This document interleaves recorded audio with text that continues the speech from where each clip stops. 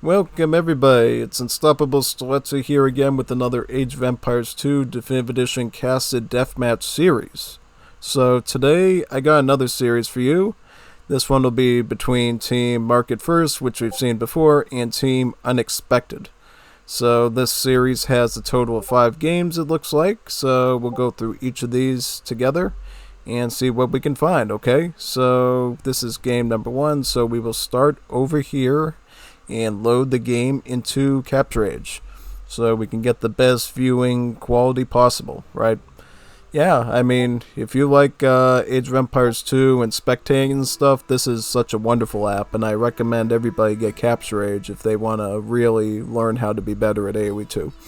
But other than that, though, here we are, and we're in the first game now. We got a Romans and a Slavs up against a Magyars and another Romans, so some pretty nice civs here so far.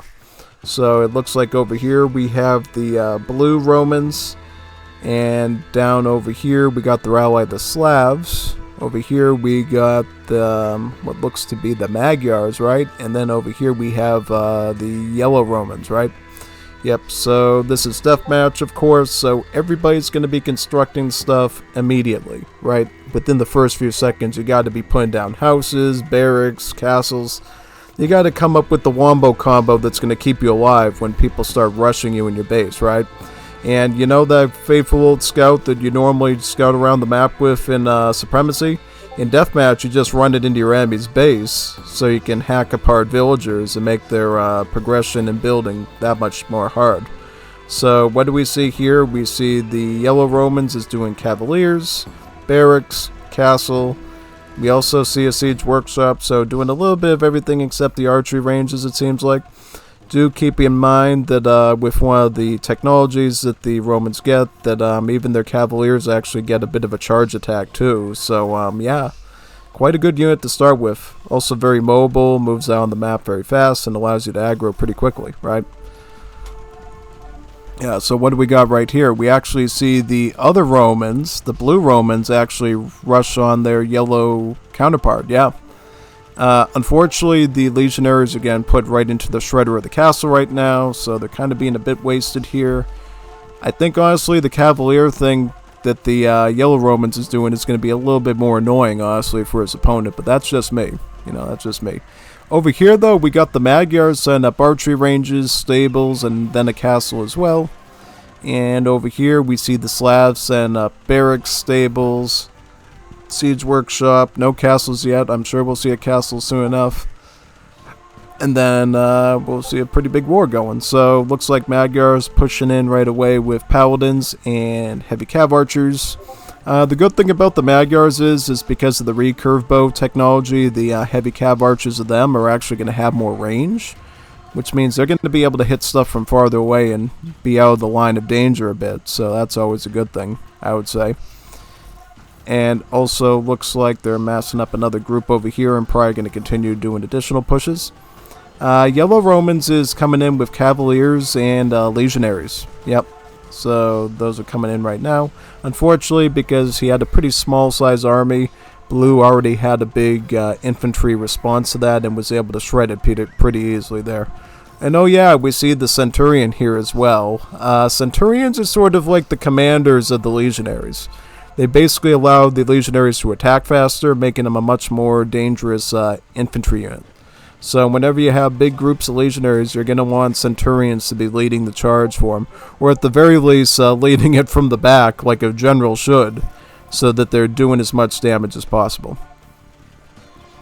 Back over with the Magyars and the Slavs, it looks like Slav cavaliers are coming in looking for an angle to raid and cause some trouble. So far though, they're basically just being farmed right now by the heavy cav archers, which is super duper unfortunate. Magyars also going for a bit of an attack themselves, but it looks a bit more organized, you know? Basically, they're moving around and kiting around, targeting halberdiers and whatever they can find.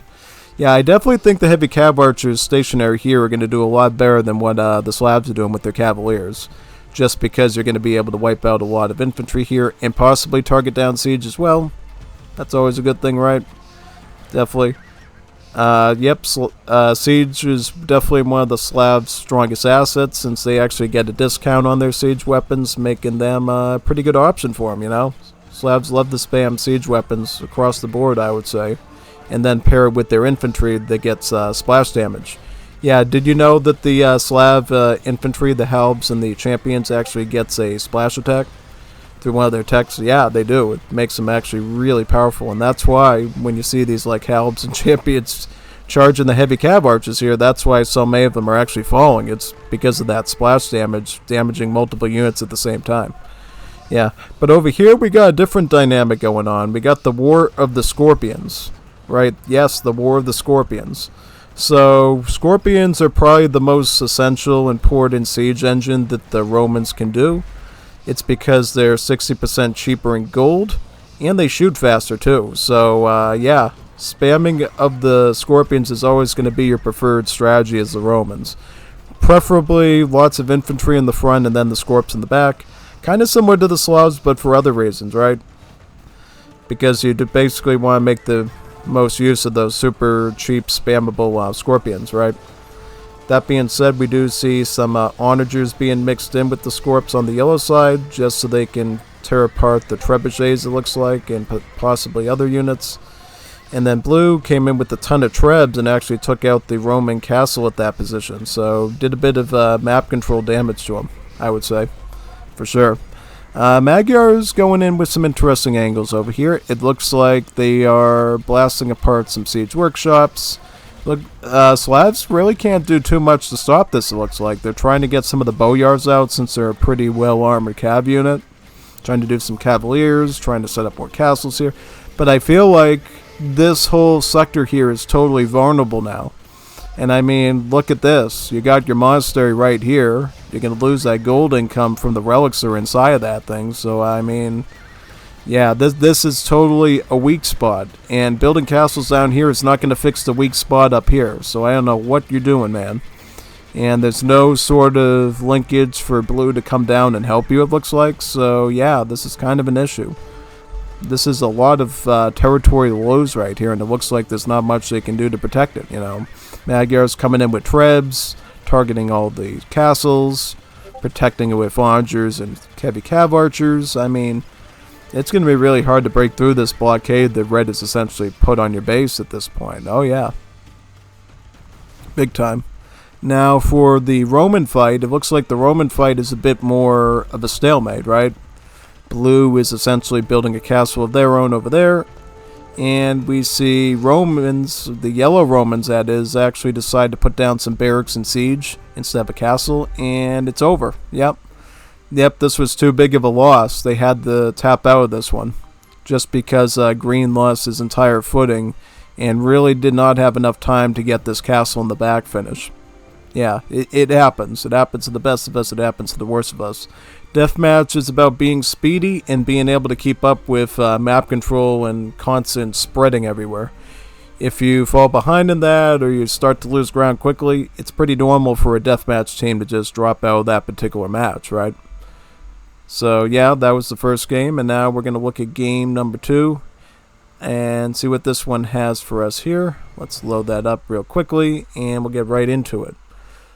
It kind of looks like a mirror from the looks of it. Yeah, it is a mirror. So it looks like both sides are going to have a Bulgarians and a Teutons. So Team Bulgarians and Teutons against Team Bulgarians and Teutons. Oh, that should be interesting. Oh yeah, definitely. So, yep, we got one Teuton over here. We got a Bulgarian here, a Teuton over here, and then we have a Bulgarian over here. So, yep, these guys are going to try to go down to this side here pretty much and push in this direction. Right, so what are they making? We see the Teuton over here doing stables. We also see them doing barracks as well. We see a castle here. Their ally here is going to do barracks. Going to do a Krepos as well. Actually, a few Krepos, it looks like. Teutons over here doing stable barracks as well. No castle yet, though, and Bulg down here is doing stable and barracks, yeah. So, yeah, pretty good initial choices, I think, from both sides, yeah, for sure. Now, the thing you should know about Krepos is they're basically like little mini castles. They're not full castles, but you know, they get sort of the job done, I would say. You know, they protect the area with some arrows. They can train your Connex out of them. So, yeah. Sometimes it's better just to spam a bunch of Krepos instead of just having a big giant castle there, because you end up saving a bit of stone, and you know, it's a lot harder to take out a lot of these little mini castles than dealing with the biggie castle. You know what I mean? With the biggie castle, you can have like 5 or 6 trebs there shooting in a constant bombardment, and eventually the castle will go down. But if you have a bunch of little mini castles and you have to keep retargeting the trebs of the bomb cans, it's a little annoying, you know? Definitely is a little obnoxious in that way. So yeah, totally understand why Krepos is such a good choice for Bulgarian players to use. Do we see that castle coming up yet for the yellow tunes though? It's almost done, and we see another castle coming up on this side as well. It looks like the tunes also set up their market right now, so they're already sort of getting their market done right now, it looks like, yep. And down over here we see onagers and halberdiers sort of defending this area, it looks like, for those tunes.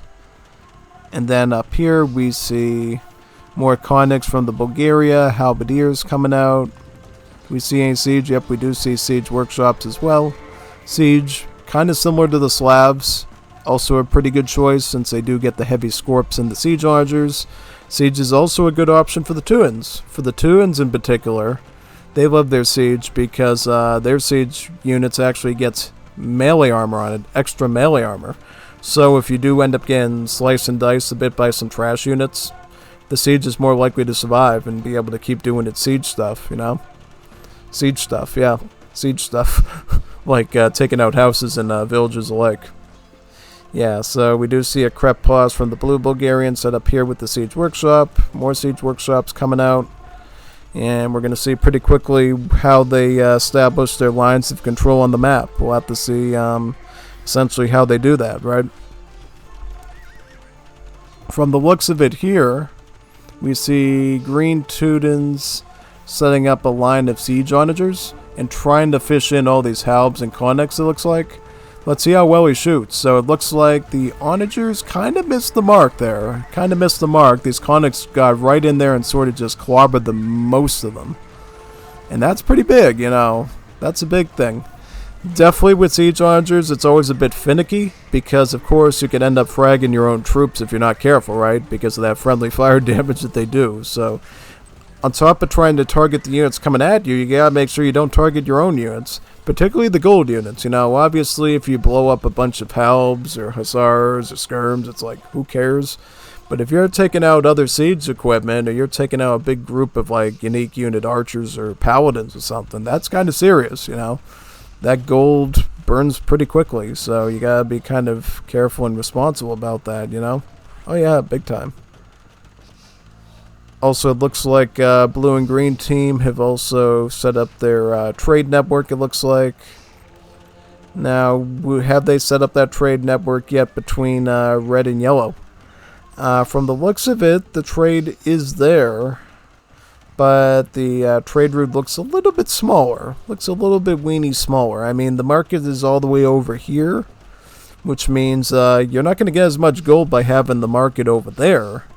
But I can kind of understand what they were trying to do. They were probably just trying to put in a more defensible position in front of the primary buildings to make it harder for things like, you know, knights, hussars to go in there and sort of snipe the market over there. You know what I mean?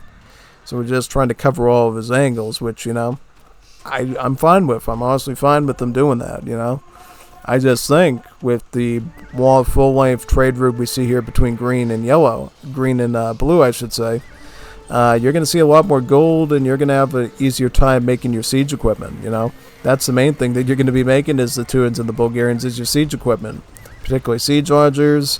In the case of Tuins, you can also do bomb cannons, you can do trebs. For Bulgarians, you're going to see a lot more of the heavy scorps too, so like we have been seeing so far here. Yeah, so right now it looks like a war of the siege, right? Basically siege onagers trying to trade with siege onagers almost, and then big groups of halberdiers coming in to sort of act as the protector from Cav almost, yeah. it's a bit interesting because though the Bulgarians don't get the Paladin upgrade, they do get Cavaliers, and their Cavaliers actually attacks, I believe, 33% faster, so they're no ordinary Cavaliers. They're actually got some good strengths to them, you know? Because normally when a Civ has Cavaliers, you would kind of be a little bit reserved making the Knight line, but not for the Bulgarians. Theirs actually can make some good trades upon how long they're attacking for, you know? Yeah, it's quite interesting how that ends up working. Now over here, we see a perimeter set up by the Red Bulgarians to siege away at the Tuin castles. Looks like one castle will go down. Will the other castle go down? We'll see. Green Tuins is actually doing Teutonic Knights, hence the Tuins, the Teutonic Knights. Problem is, while they're good in melee, you know, for cleaning up helps and stuff, they're not going to be that great at dealing with siege. Especially the way that they're being used, sort of moving back and forth and trying to dodge all the projectiles. It's just not working too well for them. And at this point, it looks like Bulgarian Trebs do survive, and they will be used to start blasting away at that castle over there, yeah. So it looks like that castle is being attacked right now. It's going to be completely crushed, it looks like. And now we see sort of Scorps and Siege Archers set up a bit of a perimeter around those Trebs to keep them working. Because the problem is you're going to not only need to take out the castle, you're going to have to keep those Trebs around long enough to deal with the villagers that are still repairing the castle, you know what I mean? That's one of the cool things you get to do in Age of Empires 2 and RTS like that is, if your building is about to go down, you can just take some of your gatherers and start repairing that thing to keep it around longer, and sometimes even fully recover it too if you can get the enemies out of the area, which is good. Oh wow, good archer shooting by Blue Bulgaria there. I saw he took out this siege archer here and then this one with some pretty good accuracy without losing his stuff, so that's good. That's what you want to see. You want to see good archer micro. You know, you taking out their archers but not losing yours. That's a big deal, you know. Especially since, again, the trade route between red and yellow initially was not that good. So you can imagine they're lacking a bit in gold. Maybe. Because now it looks like they do get the correct trade route. They got the market there, and then they get the markets here. So, yeah, it's fine. They finally came to their senses and sort of moved the trade out to the edges of the map as they should. Look at all the Trebs that Red Bulgaria has here. So many Trebs that even the repairing vills are not going to be able to sustain those castles anymore. That's how significant it is. I mean, look at that. Look at how good that these Trebs are working there. It's quite impressive, actually. But unfortunately, you got Teutonic Knights getting into the mix, and as you know, Teutonic Knights do a lot of melee damage, so... Yeah, I think you kind of wish that you were Tuins yourself, so you would have some melee armor against those Knights, but, yeah, I guess it forces you into a retreat. Kind of scary, actually, because when you think of Teutonic Knights are so slow and cumbersome, you would expect archers to be able to deal with them pretty easily, but no, sometimes they can blast through, especially when they're being swarmed like that. Wow, that's a lot of Teutonic Knights right there. A whole lot of them, actually. That being said, though, it looks like the Blue Bulgaria here is also making some big pushes, some big ambitions and high hopes. Actually, again, their Trebs in the position right now to start sieging at their castles. And do we see any siege archers in the area right now? It looks like yep, he is bringing in some more siege archers from the back. You're going to want these. You're going to want these siege archers to be there, because one of the worst nightmares for a line of trebuchets is actually siege archers, because they do a lot of like raw damage over a wide arc. So if you want to take out a big group of trebs quickly to save a castle, get a siege archer or two and just shoot it right in the middle of their formation. You'll see probably like 5 or 6 trebs get completely collapse. The rest will be literally lighting on fire at that point. So it's just a generally good strategy for you to do, pretty much, right? So yeah, looks like the first castle here is down, and the other 2 are going to be next. But unfortunately, you got trebs over there yourself from the enemy, so you have to fight those trebs. And hopefully RNGesus is on your side that they'll actually shoot accurately and hit the target, you know? That's one of the funny things about trebuchets in Age of Empires 2. Sometimes they hit the target every time, and sometimes they're just like throwing it into the water, throwing it into the sand. It's like somebody playing golf that doesn't know how to get into the hole at that point. It's like really difficult. So yeah, now we're gonna see red Bulgarians rolling again with a big group of Scorps and Trebs. It's a reliable strategy against the Teutonic Knights, but of course Teutons have the option of adding in a siege archer at any time to sort of stop that. You know, that's one of the other things that siege archers do very well, is actually taking out mass scorpions, because as you know, scorpions, while they do a lot of like spread out damage over huge wide formations, they don't have the raw hard damage that a onger will do. So if a few ongers get into formation and target in the right spot, sometimes you can see like a huge army of scorpions be just wiped out very quickly. Yeah, it's quite insane actually what you can see sometimes. But yeah, we see yellow Teutonic paladins coming in and actually trying to push right into the Trebs. There are some Krepos there pelting them with some arrows, so it's a bit complex, but it looks like the Trebs do go down. Now, will Krepos be lost here by the Bulgarians? It looks like they actually are going to lose a Krepos. They're probably going to lose two, actually.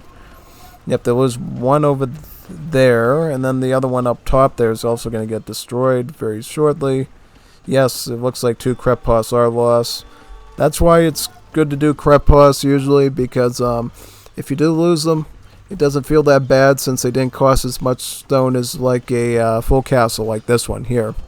But it's still, you need full castles as Bulgaria to be able to train the trebuchets out and be able to push in deeper. Yeah, that's another fact about Krepos you need to know. The Krepos can only make the unique unit. They can't actually make all the other cool stuff the castles can make, like petards and trebs. So if you want those, you're going to have to get like a real castle to do that sort of thing. Yeah. Seems like the battle lines here are sort of the way that they were before. We do see green Teutons reclawing their way back up here. See a castle going up right there in front of those siege workshops. I think that's a pretty good idea. What do you think? Think that's a good idea? I think it's a great idea to do that. Now we see siege onagers targeting away at those scorpions, right? Yep. And then we're going to see some... Oh man, look at that. Siege archers start to target away at all that infantry. Yep, not bad. Not bad at all. Look at this, though. This is one of the things you see a lot in Deathmatch. You see some very smart players take their cavalry into the line of trade where the trade carts are, and if they can take out enough of the trade carts, the gold's going to fall pretty quickly and dwindle. You know what I mean? Because literally what's allowing all these players to keep making siege, cavalry, champions, all that sort of stuff late into the game is the fact that they have a huge, giant trade line bringing in tons of gold. I mean, if you look right here, you can see some of the trade carts in bringing in a lot of gold right there. I mean, look at this one, bringing in 92 gold. That's a lot of gold. That's a lot of gold. That's enough to almost make like 5 champions. That's pretty good, actually. So, yeah, that's why the trade route is so essential in protecting it is. And whenever somebody raids it with like hussars, or in this case konniks, it's pretty annoying, you know, it's pretty obnoxious. Because then your gold dwindles and you have to rely more on trash units, and then, as you know, trash units are just that, they're trash. So the gold units will beat them out in the long haul, you know what I mean? That's one of the dynamics, because in Age of Empires 2, you have the basic dynamic of like pikemen are good against cav, archers are good against infantry, the basic spiel like that, but then you have a secondary one where trash units are going to be beaten by the things that cause gold. You know what I mean? On average, you know what I mean? At least to a certain extent. Like, if you're dealing with, like, 200 paladins as, like, 100 helbs, the 200 paladins are going to beat you, you know what I mean? Gold is just gold, you know what I mean? Gold is great. Gold is great. Siege archers there, trying to do their best to blast apart the siege armies, it looks like, yeah. And, woo! Look at how far this treb is good. This archer's go. Man, that one right in the back there. That's pretty good. I was surprised that archer actually made it that far, honestly. I was actually pretty impressed by that, you know what I'm saying? Oh yeah, big time. So, what's going on over here? We're seeing sort of a pushback from the Red Bulls, and like, the lines, it stops here right now. Yep. Right there, you're not going any further, you shall not pass. That's sort of the vibe again here, and it looks like, yeah, castle actually is going to be taken out by these trebs. Just not enough villagers to be able to repair it fast enough, so yeah. Now, is there anything Green Tunes can do to sort of stop them from getting pushed into their base again? I don't see it yet. I mean, I see a big line of, like, Teutonic Knights here. I could see potential micro from that bomb cannon taking out an archer or two. Problem is, though, is you got a Conic right on top of the thing. So, yeah, it's like literally rushing the cannon right there.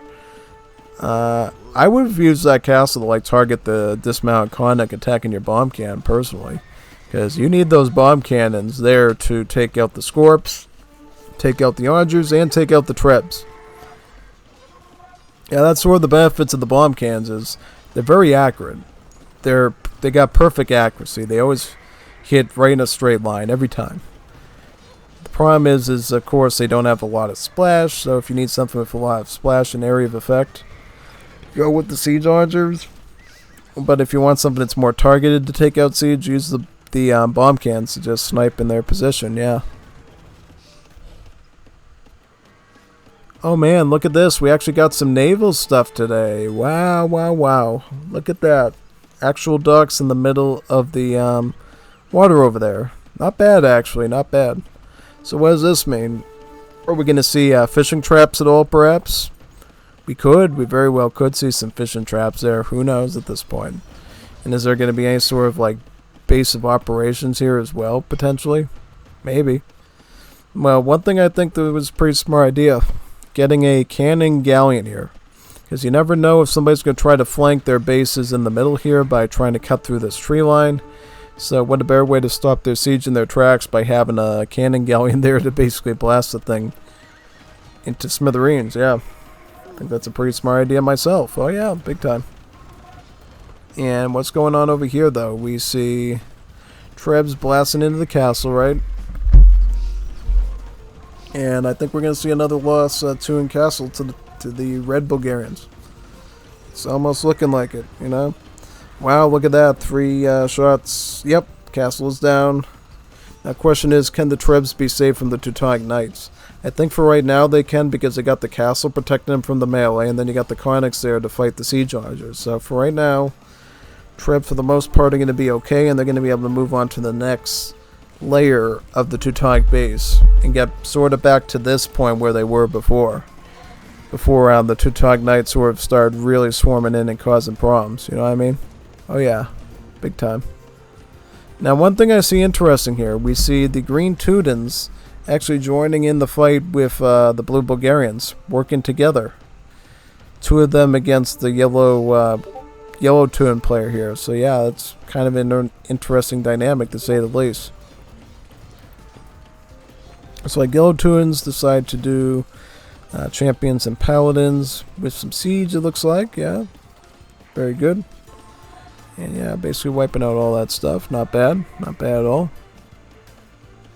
Yeah, on this side, we see red trebs targeting down the green castles, pretty much. But they're being wiped out by Teutonic paladins, though. Paladins, very fast, do a lot of damage. They're a pretty good choice for fighting trebs, you know what I mean? Really puts them on ice, pretty much, and they can be wiped out rather quickly once again to that melee with them.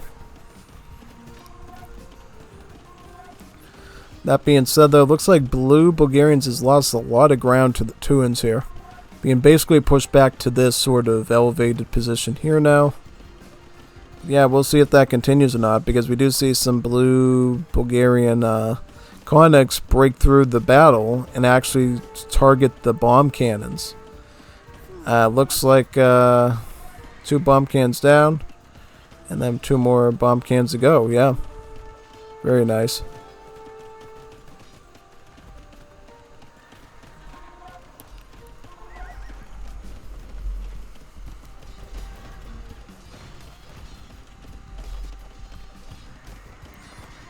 Looks like Halberdiers are going to back up over here, and Champions are going to be targeted by the Krepos, yeah, basically.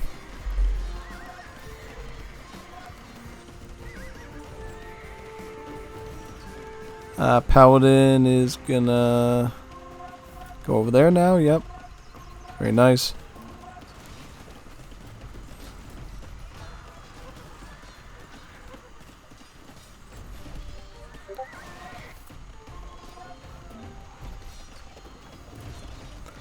Siege Archer over there, target the Trebs, yeah.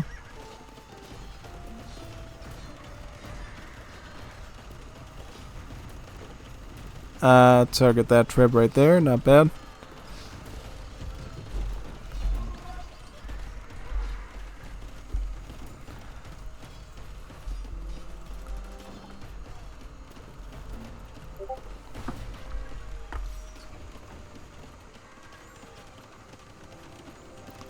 Trebs will target these castle area right here. See if they can actually take out the Krepos though as well. Interesting. Let's see what happens there. But let's go back to this area too and see how much progress the Red Bulgaria is making in their push, basically.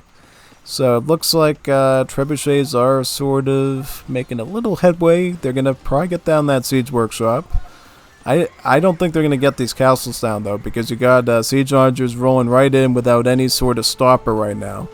Look at that 1-2 Teutonic Knight there, literally distracting all the infantry and allowing the siege archers just to slip on through there. What a trooper that guy was, like, basically keeping all the two-handed swords sort of occupying that area so he could just roll right in. Yeah, basically.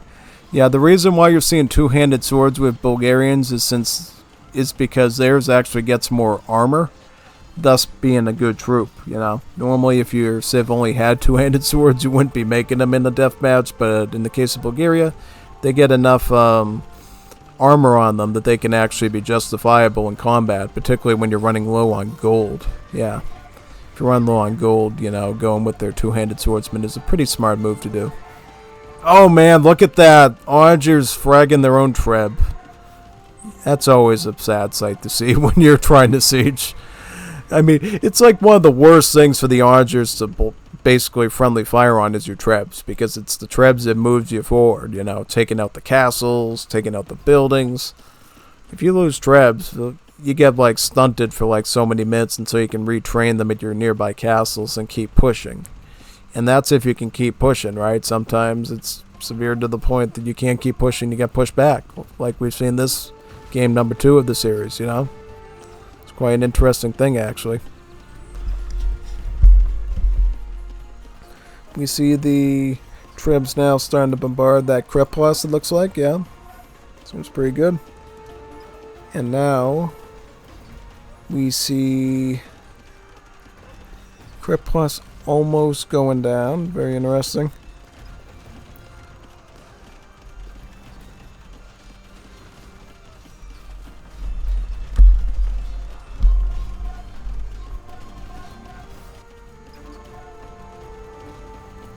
Teutonic Knights going into melee with the cavalry, it looks like, yeah. Oh man, look at that, targeting the Trebs almost, yeah, very nice.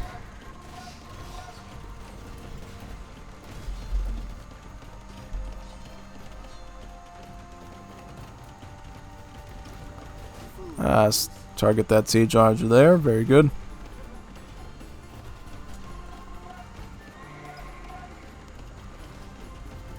Siege archer in that spot's going to target these villies, trying to grab up the stone. Yep, I'm surprised that all this stone and gold hasn't been eaten up yet. Whoever gets it, though, is going to be pretty well rewarded with more castles and Krepos, basically. And a little bit more gold in the back pocket in case your trade route gets raided like crazy. I've been looking at the minimap for a while, and I haven't seen a whole lot of raiding on the trade routes, I think. I think on this particular map, because most of the map is really just a big line of trees, it's kind of hard for you to basically do that, you know what I mean? It's basically hard for you to like raid the trade route, because you either have to magically run through all these buildings, all these castles, all these Krepos, and not get blasted apart by arrows. That's like literally your only option of hitting the trade route, so yeah, makes total sense to me, actually. Oh wow, look at this. We actually see blue Teutons, or actually say blue Bulgarians, actually take their archer, cut through the tree line, and now they're going to start to scout around and realize that yellow Teutons has all these docks in this body of water right here. You know, and he's definitely going to come across that outpost, and he's going to see, okay, this is now a new means for me to attack my enemy, right? But unfortunately, because he has the outpost there, Yellow Tunes knows that you're coming, and he's not going to like that. So he's actually going to take some paladins and put them in and start attacking that onager, right? And then he can actually take those paladins and move them in through here now, right? Yeah, and that's why we're starting to sort of see the heavy cav archers come up for the Bulgarians to try to sort of close the gap, you know, not let a bunch of hand cavalry start breaking through, taking out vills, and then that would give a good angle to attack the trade route from, the thing that we haven't seen for a while. So yeah, I think in that case we're probably gonna, you know, see a lot of contestment for that center body of war right there. Yep, you see him, he's marking the yellow X there right now, so he's alluring his ally about that. Says, you know, we definitely need to capture this thing, because if we don't, it's going to be used against us, and it's going to be painful. Big time.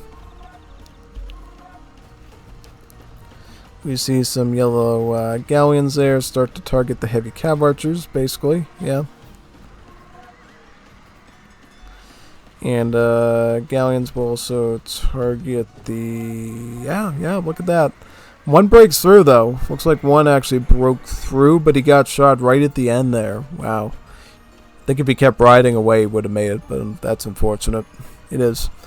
Rest in peace, cavalrymen. We're still seeing fighting in this general area by the red Bulgarians and the green Tuans. It looks like a castle will be taken out here. Will the Trebs last long enough to actually take out these castles? I think this is sort of the area that we have not seen the green Tuan sort of get pushed from.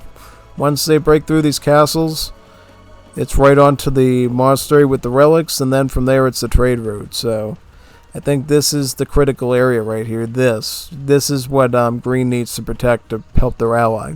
They lose this, and this is where the Trebs are sitting, then you're going to have some problems, I think. That's pretty obvious, I would say, to say the least. So yeah. And now we see blue Bulgarians coming up on this side, and they're going to continue pushing once again. They got a nice line of Krepos there to provide some cover fire, which is always good. Let's see how the micro is. So blue is microing like a god right now. Look at all the onagers he took out. He took 3 for 2. Not bad, 3 for 2. It's pretty good. I mean, maybe could have gone 4 for 2, but 3 for 2 is alright. Yellow being the one losing the gold in that exchange, yeah.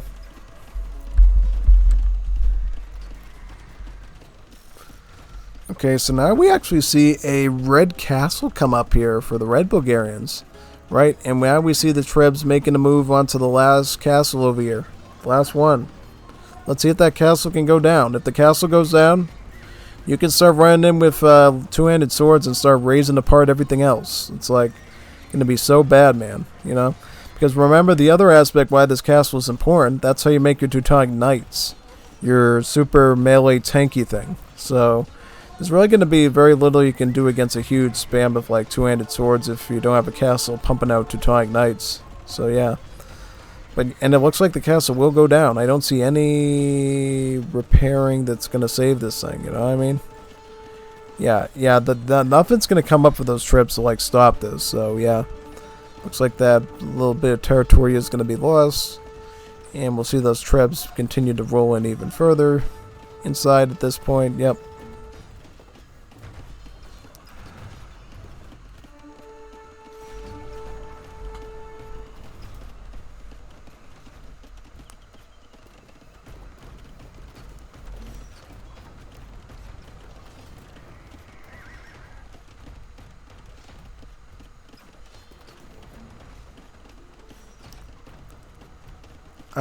Blue onager. Let's see if you can target the Treb there. Oh, nice. Taking out Treb, and yep. Looks to be GG. Well played there. Yeah. Looks like Team Red and Yellow ended up winning that one. They just said they're GGs. Yeah. Basically, losing all the territory over here was too much, I would say. And now that I look at it, there was another raid of the Conics down there. Losing the castle here led to Konix being able to break through finally, because as I said before, what makes this map kind of hard to raid the trade route with is all the line of castles there sort of shooting you with, pelting you with arrows, right? So when the last castle goes down over there, guess what? The Cav are off to the races to reach the trade, and it's just a huge conundrum to find yourself in. It really is. It truly is. So yeah, big time. Now let's return and go to game number 3 now. This should be a fun one, right? Let's see, where's game number 1, 2, 5, 3. So this is game number 3 up here, it looks like. So yeah, let's do this one now. See what happens. It looks like we got Saracens and Britons on one side, and then we have Goths and Slavs on the other side. Okay, so basically we got what looks to be a infantry spamming duo against a archer spamming duo, right? A lot of range stuff. Yeah. At least that's what I see. You know, that's what I see when I think of this thing. So, yeah, it looks like Capture Age is being a little annoying right now, so maybe we will have to reboot it. And let's go into it once again, yeah. Oh yeah, it looks like it's already booting the game up, so we'll have to, you know, restart, I think. We'll just go to here and boot up Capture Age and continue from where we left off, right? Okay, let's just boot the app up. I wonder why this thing has those unexpected errors. You know what I mean? It's like, yeah, just work. Just do your job. Just do your job like Bill Belichick said for the Patriots. Yeah. If you don't know who that is, don't worry about it. But yeah. Alright, so we'll go into game 3 again, right? See if we can load it in properly this time. Maybe. Hopefully. That's what I pray for, right? Okay. So here we are in game number 3, right? In the Gold Rush, right? So, yeah, we have... Who's over here? It looks like we got the Britons. Their ally over here would be the Saracens. Up here we got the enemy team, the Goths. And then we have the Slavs. So, just like I said during the introduction, we're probably going to see a lot of infantry between the Slavs and the Goths. It's kind of their specialty. You know, they can spam a lot of melee infantry. But they might have to make some other stuff too. In the case of the Slavs, they can do some siege. In the case of the Goths, they got some things of their own, like hand cannons, they got bomb cannons. They get some okay stuff, you know what I mean? If they need it. Now, the Saracens have a pretty open tech tree. They can do all sorts of stuff. They got champions, they got more HP on heavy camels, they got good siege, including more damage on their trebs and siege launchers because of the counterweights technology. Saracens can go for all sorts of great tools in all areas. So, yeah, it's going to be a good question of what the Saracens do here. From what it looks like now, they are mixing champions with Huskarl. Champions with heavy camels. I was looking at the Huskarl like, oh yeah, it's a Huskarl. No, it's heavy camels and champions against Huskarls. Notice how Blue set up a bit of a wall there to protect his vills. That's a good idea to basically cover that area pretty much, yeah. Little weeny bit of a cover there. And then on this side, we see the Britons setting up tons of barracks, starting out with good old champion halberdier, right? And then they're going to start to get the castle out to start doing the longbowmen, right? I think the reason for that is you definitely need to get a good, quick response to the Slavs, you know what I mean?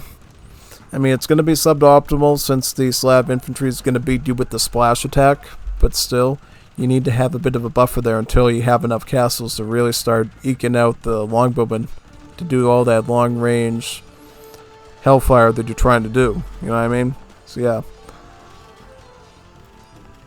Over here, we see the Goths trying to make a maneuver around the Saracens' position. Probably trying to flank in this position here. But they're going to sadly find a couple of castles there, right? Big time. Now, for Huskarls, castles aren't always the worst thing, you know what I mean? Definitely the benefit of being a Huskarl is that you have high pierce armor. Which means you can afford to be pelted by a ton of arrows for a bit, you know what I mean? It's not the worst thing that can happen to you, so... Yeah, this is why we're sort of seeing Huskarls doing a bit of melee here under the castles and sort of surviving a bit. Sort of. Not too super well, still being wiped out, but they were able to actually take some things out. Yeah, that's what we're going to see. We're going to see more Huskarls come in with the Helbs towards these castles. Now, when do we see siege? When do we see, yeah. Well, now we're starting to see siege workshops up here in the castle. So then we're going to actually start to see the, you know, trebs and bomb cannons potentially start coming in to take out those Saracen castles. Yep. But over here, we got the Slavs setting up their offense. We got siege archers, we got trebs, siege rams. Again, Slavs get cheaper siege, so that's definitely something they want to do.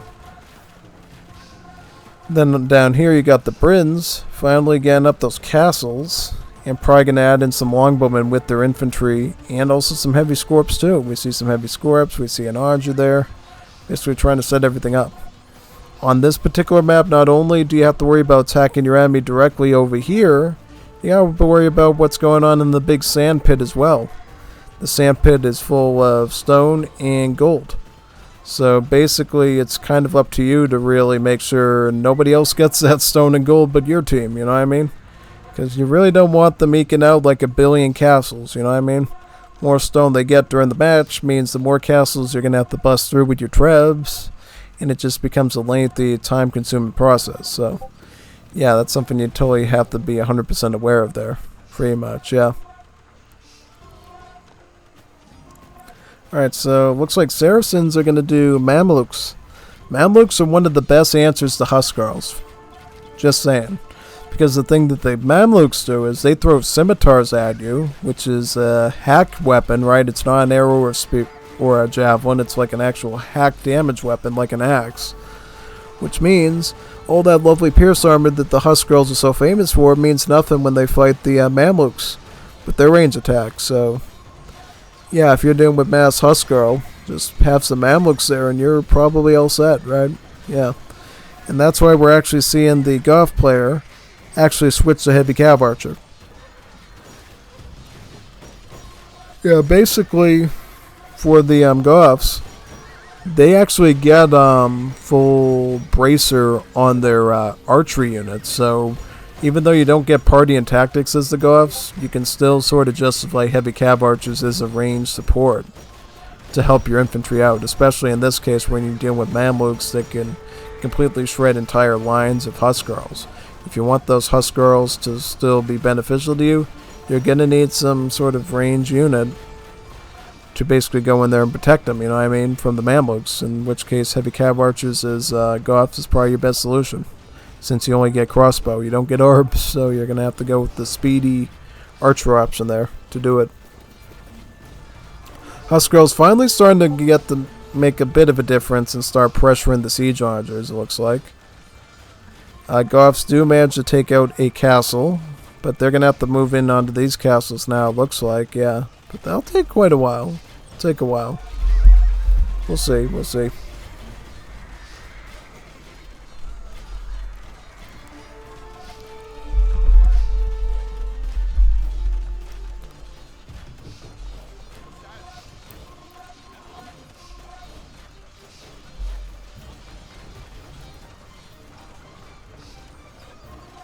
And it looks like here we got Centurions and Legionaries attacking onto the Mamluks there, yeah, basically.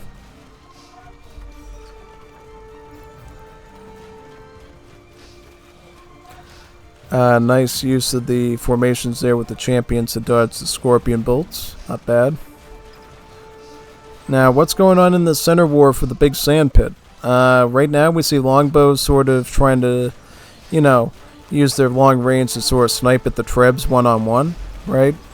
Of course, archers are really bad at fighting siege because they practically only do 1 damage per shot to them usually.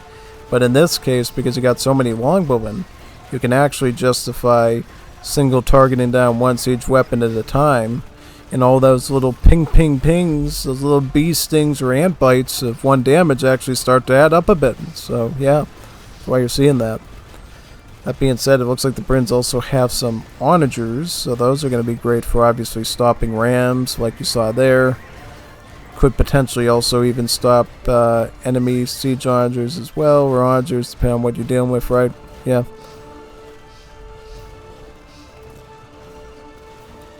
Oh man, look at that.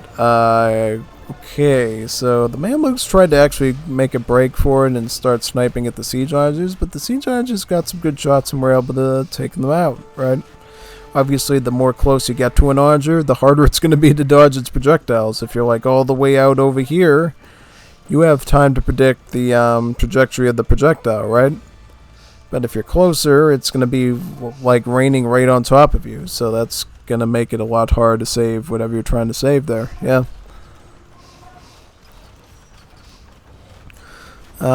We see the Goth player actually send up a midpoint castle on the trade route, probably as the precautionary tale to avoid getting raided, obviously. Yeah. What's going on over here? So we see some Saracen Hussars. Bit of a trash unit there, fighting up against Halbs. I think in that case, you sort of need to do stuff like that, mainly because the Goths have cheaper infantry that trains really fast, so you're going to need something pretty strong to economically save your gold there, right? So may as well fight a few Hussars as a distraction so you can set up your other stuff somewhere else, you know what I mean? Divert the army a bit. It's usually what you want in these types of battles.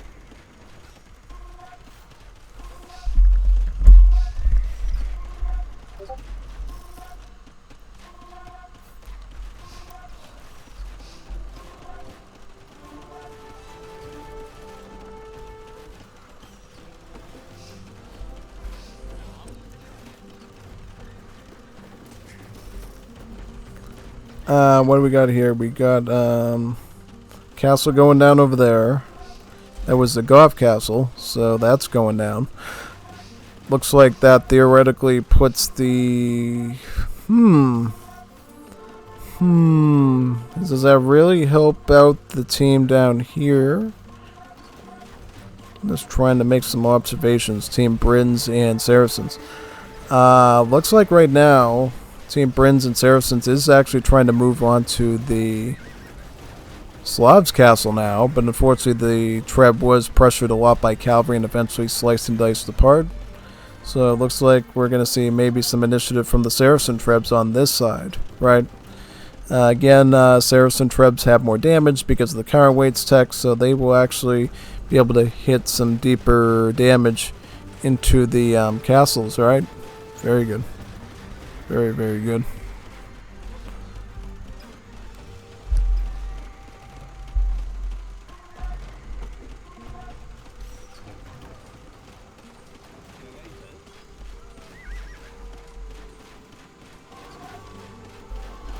Mamluks coming in through the middle. These will be pretty instrumental since, again, they'll be able to stop any sort of Husk girls that the Goth player makes, but they'll also be able to come in and out and sort of snipe siege, you know, with that hack damage again. Because they're one of the few range units that can actually do good damage to siege because they do hack damage with the scimitars and not the pierce damage of the arrows or the javelins or the bullets, you know what I mean? So yeah, Mamluks sometimes can literally change the dynamic of the battlefield because of how crazy they are. Like imagine throwing an entire scimitar sword at your opponent. That's pretty crazy. I mean, pretty unorthodox, you know, and it definitely puts a lot of the other unique units in the game to shame in terms of how wacky their concept is, I would say. Yeah, it seems like the good line of Mamluks there are able to stop the Halbs, and it looks like they'll probably be able to do it again, but now they have some Boyars mixed in as well. Now, the Boyars are pretty well armored, so these might cause you some problems. Just saying. I mean, it looks like the Mamluks will survive because they have the home field advantage there with the protection of all those castles. But, yeah, it was definitely an interesting fight to see how well the Boyars would have done there. Britain's making some big strides. Look at that. Look at them trying to micro their way up the hill. Wow.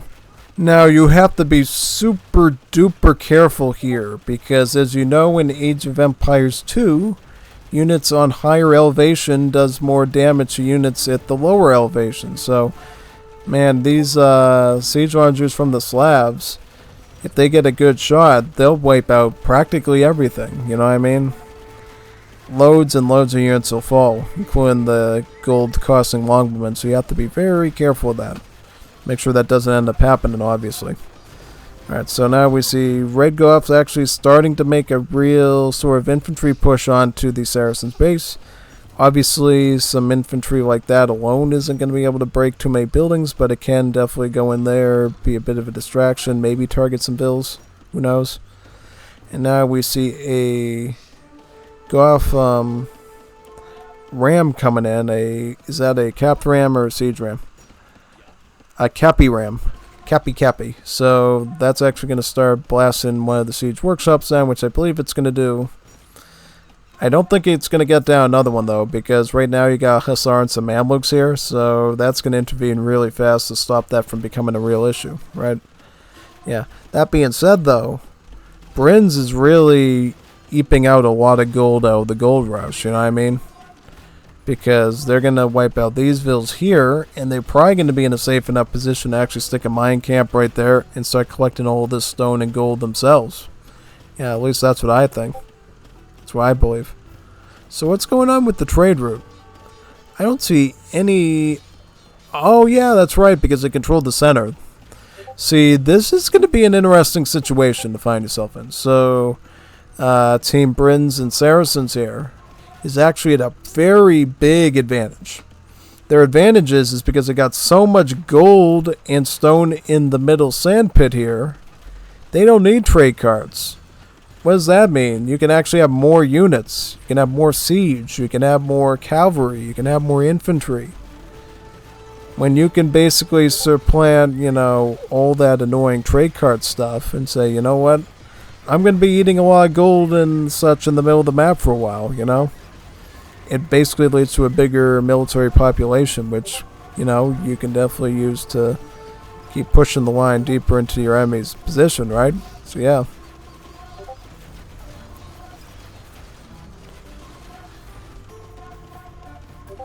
Still mostly just sort of like skirmishes here, and nothing too crazy, you know? Nothing too crazy there, honestly. Was that the ram we saw before?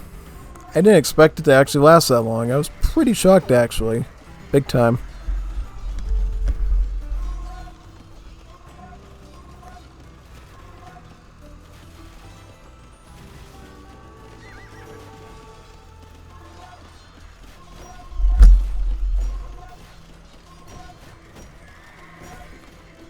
Siege rams are going to take out that castle now. Very nice.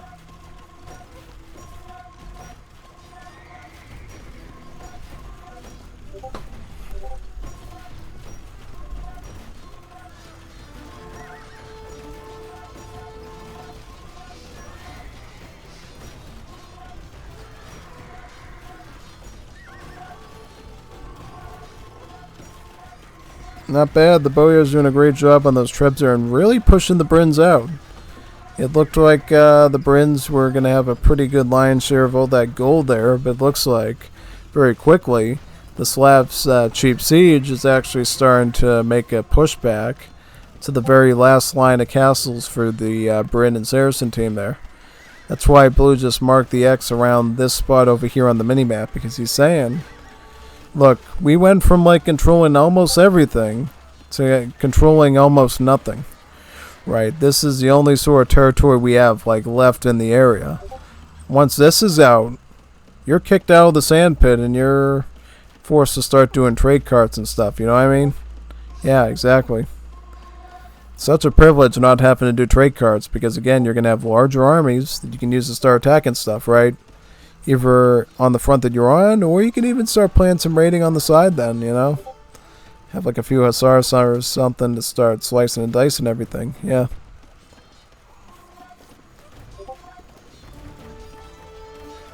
Oh man, look at those Mamluks there trying to micro as best as possible around the siege. Yeah, well, on a one-on-one, you know, a big mass of Mamluks is great against the siege dodger and maneuvering around their stuff. Definitely group dodgers could totally be an issue because they're shooting this over this wide arc. It's almost impossible to dodge depending on how far away you are and stuff, you know what I mean? So yeah, bit of a dynamic there actually.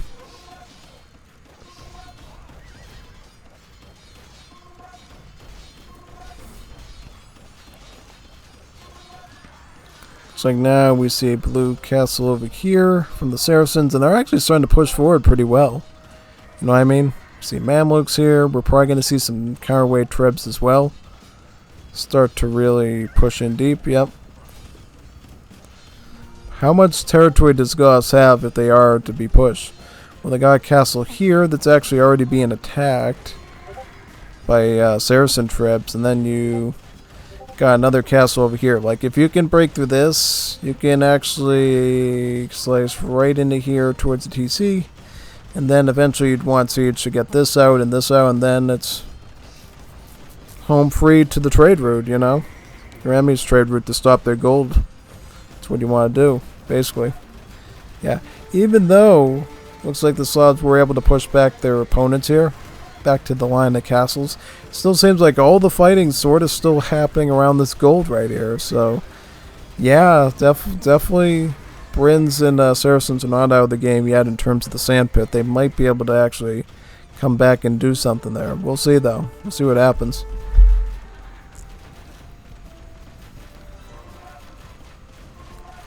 Longbowmen doing a pretty good job against all of the infantry there and the archers and stuff. Yep, very nice.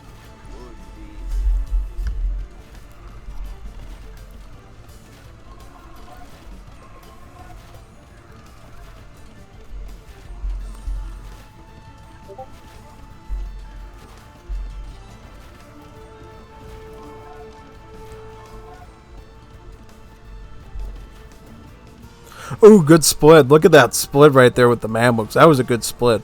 Like, almost like a banana split, yeah. It's kind of tough sometimes with all the stuff going on in deathmatch to sometimes perform those splits with the formations needed, but when you do, it's quite worthy, you know. Especially considering how expensive the Mamluks are in gold, so you really don't want an archer shot like decimating that army. It's just really, really not good. It's kind of risky, actually, in that sense. What is this? What is going on? Oh, we got a isolated Saracen siege archer trying to blast some of the Goths' positions over here. Because while the Saracens are pushing in this direction, Goths are actually counter-pushing in the north, like right on the straddle of the map here. So yeah, kind of a scary situation to find yourself in, yeah, basically. Looks like Slavs have completely lost focus on their half of the map, and their swords just rolling in now to help out their ally, the Goths right there. Yeah, Slavs and Goths together, strong. Yeah. I don't know if they're strong, but I think definitely if you're looking for a full infantry sort of synergy, definitely like team up a Goths with the Slavs, because the Slavs are going to do more statistical damage with their infantry, and then the Goths are just going to spam it for discounts, mainly cheapness.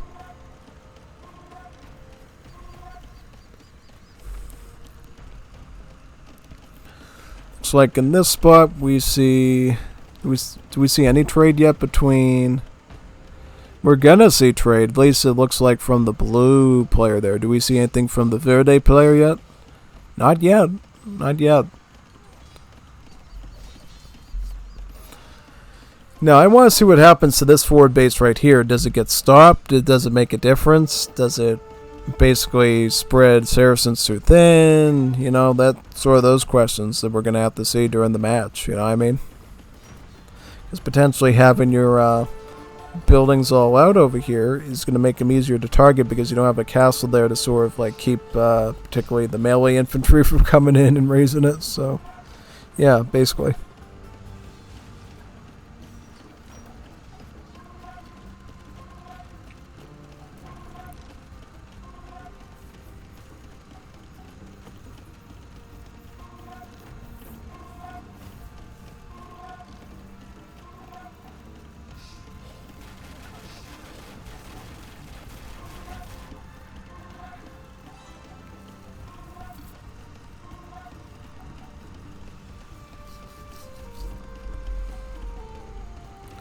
Castle in this spot is almost down. Yep, castle is down right now. Yeah.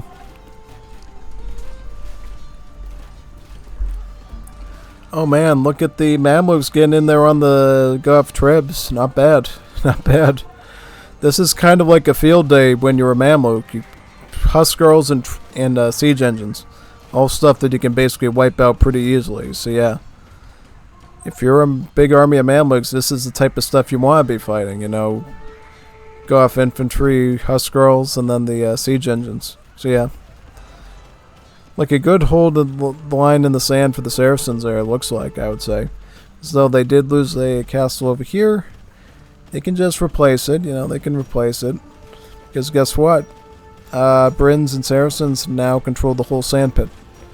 They control all that stone and all that gold. So, if you did lose a castle, you can build a castle. It's not a problem. You don't have to sit there at the market and just sort of click with your finger like 20 times with shift to, you know, get the stone you need to get in that castle. You got readily available with all the stone mines in this center map right here. Which is really convenient.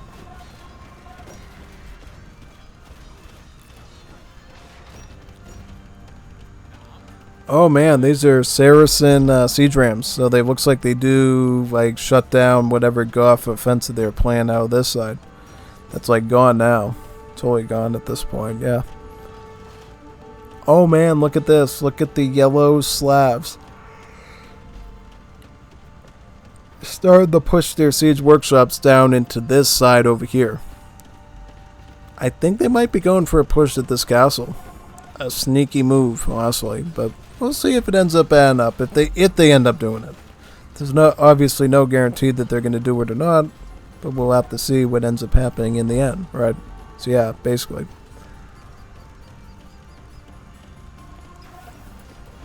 Like over here, we see Mamluks and Hussars trying to, you know, cope with all this Goth infantry.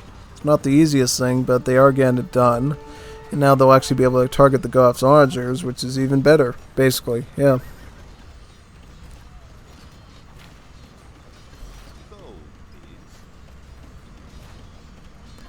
Now we see Hussars take the front and Mamluks in the back to take out all of those boyars, yeah. All those boyars.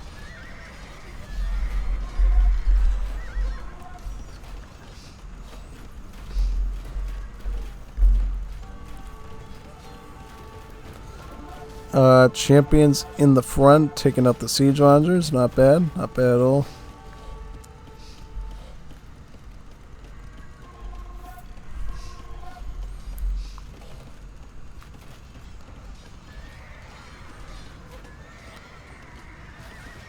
Oh man, look at that trip going down. Wow. Very not good. Not good at all.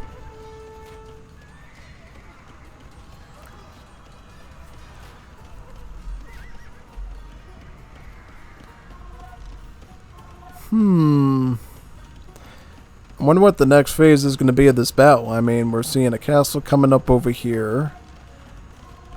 It's actually an ally castle, the Brins. This too. So we got the Britons putting castles here. Literally ready to push with their Saracen ally.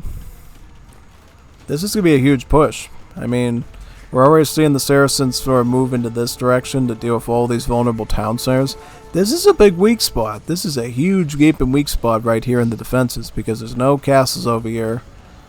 You're going to be able to basically take out all these houses, all these TCs, and basically they can push all the way up to sort of almost here, which is very big. And then you even have an angle to go through there with the Mamluks and actually start, you know, cutting through all of these trade carts, yeah. Basically. It's quite big actually, so we'll see what ends up happening here.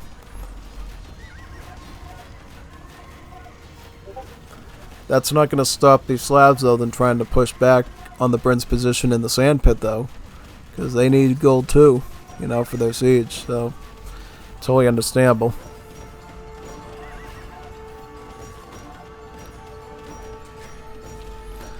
Siege rams, Saracen ones will take out that TC there, and now they can sort of just start raising the rest of this stuff to the ground. See how long that can go on for, basically. I would say keep a group of Mamluks with the rams, so if the Husk Girls try to push on it, at least you know you got something to sort of just, you know, hack them through, pretty much, yeah.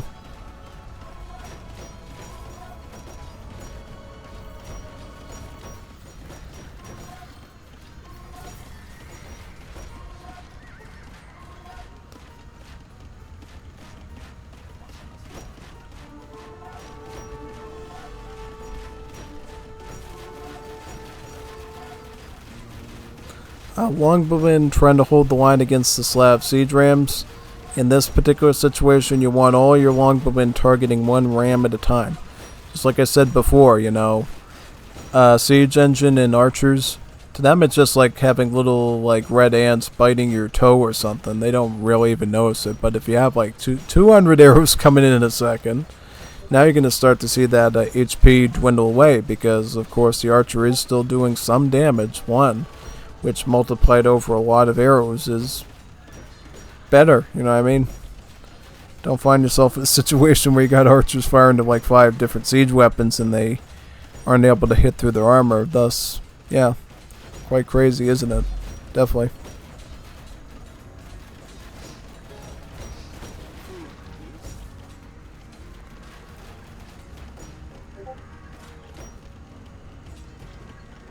It's going to be built over here, I wonder. Also, the trade route's looking pretty healthy between red and yellow right now. Big time. As for blue and green, they are still very, very slow on the trade route progression, just because they still, I believe, yeah, they still have some gold left to eat in the sandpit. After that, yeah, trade's going to be a mess. So definitely stay, you know, in the sandpit if possible, just because it means, in that sense, that you're going to be able to have larger armies of military. So yeah, definitely.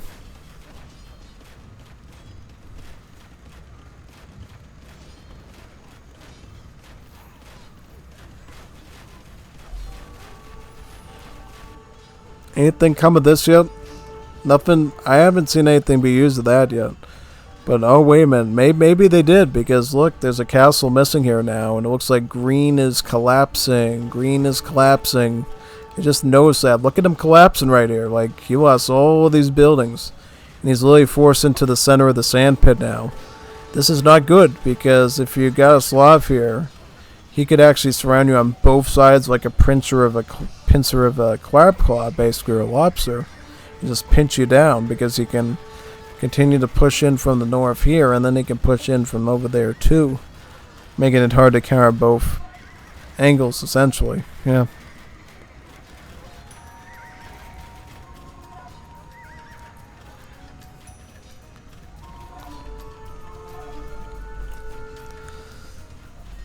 Looks like Bryn Castle's doing their best to hold the fort down, because there's really nothing left after that, you know.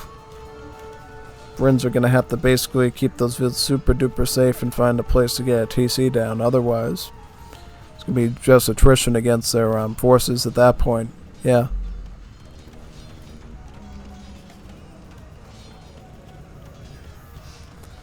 Yep, Mamluks again doing a great job surrounding all the infantry with very little concern there. The longbowmen will lead the way, it looks like. Unfortunately, though, Huskarls in the area, so I doubt those longbowmen will last too long. Yeah, look, the Huskarls are even coming for him right now. So yeah, gonna need those Mamluks up there from your ally to break through their pierce armor. Their hack armor is a lot more manageable than their pierce armor.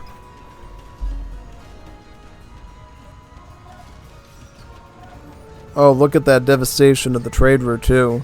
Sticking all those boyars on top of it. Not bad. Not bad at all. That's a good way to starve your opponent of gold, I think. Really.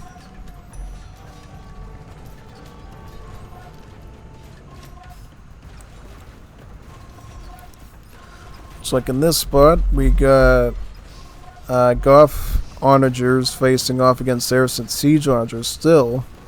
This seems like it's been a pretty contentious spot for the entire match, I would say. It's basically making it like past the sandpit into your opponent's area. You know what I mean? So yeah. One thing I want to check on though, I want to see if Goths have actually fortified this at all. So no new castles here, so still a weak spot. That being said, it looks like Goths are actually starting to smarten up, come in with some trebbies, and actually start to push all those critical positions right there. So now we're going to have to see if these trebbies can... Yeah, but they're definitely going to get that castle down. That was the last Bryn one. But can they push into the Saracen ones after that? That's what we're going to have to find out. Right. So is this trade route like completely gone now? I think it is. I don't see any trade carts down there. So essentially, this was a total cleanup. Yeah. Total cleanup by the Slavs. Alright, so now Goths are going to push in from the next position. Getting the Trebs ready. Following up with Archers. And even Slav Siege Archers coming in too to help. Pretty good. Pretty good. When your ally sends you the good firepower you're going to need to defend all that stuff. Because, yeah, you know the Saracens are, since they get the Siege Archers. So you have to be very, very careful with that. Yeah. What's this? So it looks like Goths again are going to try to set up in that position we talked about before, right along the edge of the map. See maybe if they can go for a widespread siege, pretty much. So yeah, definitely on that front. That should be interesting. And what else? Seems like the Britons are still alive, just barely, but they're still alive. And they are going to try to hold the fort, I think, and support their ally with as much as possible. Probably with longbowmen, you know, just send little groups of longbowmen here and there to be that long-range sniper you need to take out very key targets. So yeah, we'll see what ends up happening with that.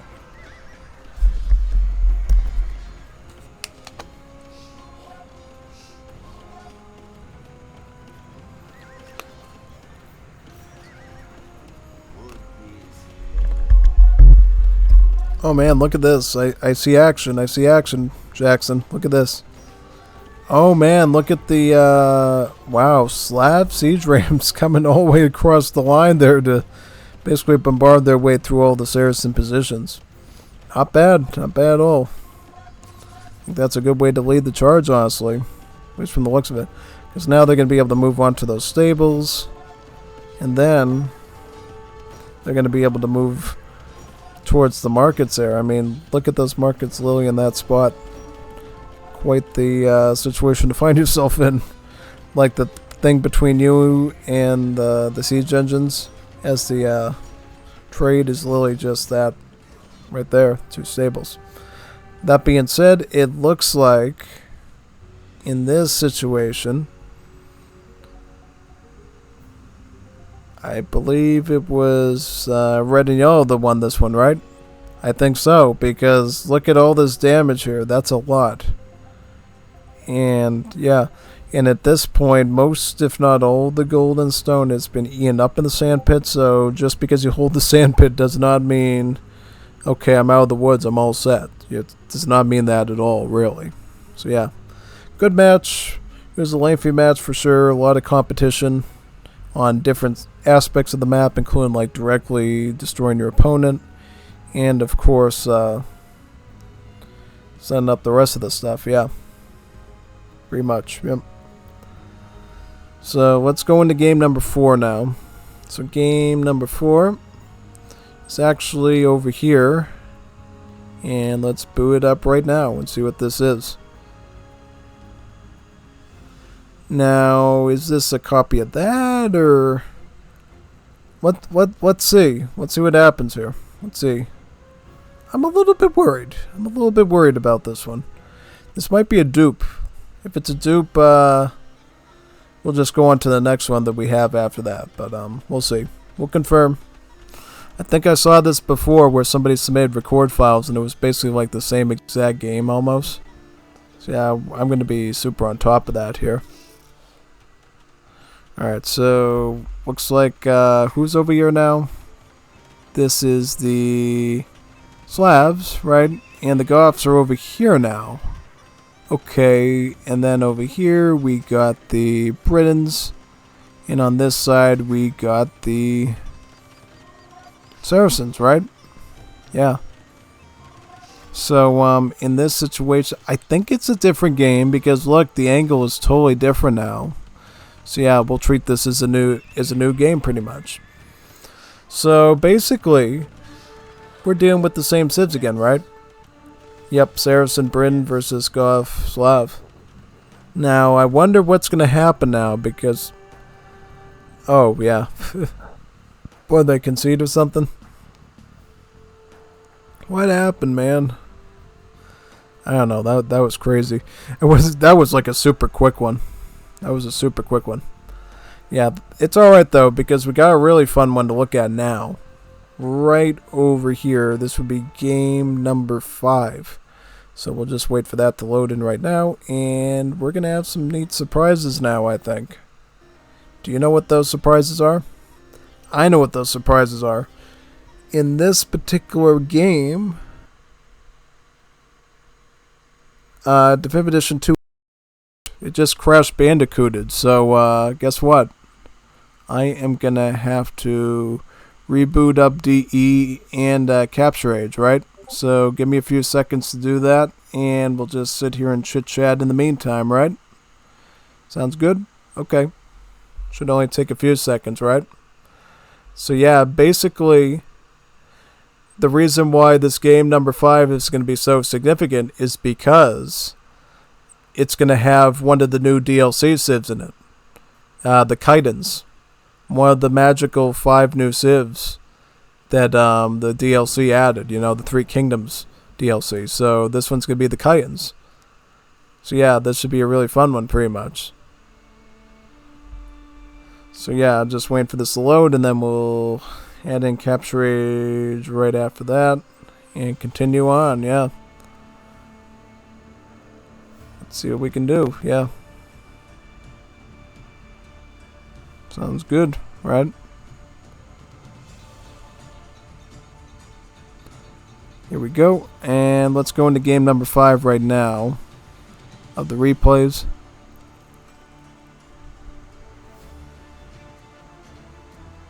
I will go right through here, and we should be all set, right? Let's go into game number 5. I believe we won't have any issues this time, right? I hope we don't have any issues. We hope we don't have any issues, so yeah. Looks like we're in the gold pit once again, though. Alright, so here we are. This time it's going to be the team up of Slavs with Goths again.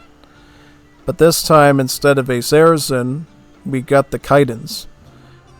And, yeah, just, the game just finished. What? What?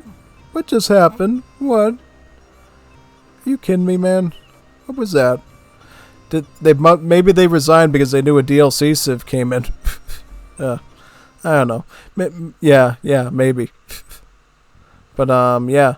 Either way, though, what an interesting series this was. Yeah, the first 3 games had a lot of action. So much action, in fact, that I almost wanted a cookie because of how tired I was trying to cast it all. So, good job, people, for entertaining me there. You really did a lot of good fancy footwork with the siege and cutting through trees. And, you know, I thought they did a great job. We saw splits of Mamluks dealing with the Argers. I thought they played pretty skilled today. So, yeah, good job, everyone there. Both Team UneXpected and Team Market First. Great work. Either way, though, I'm signing off now from this one. See you in the next one. GG and well played, everyone.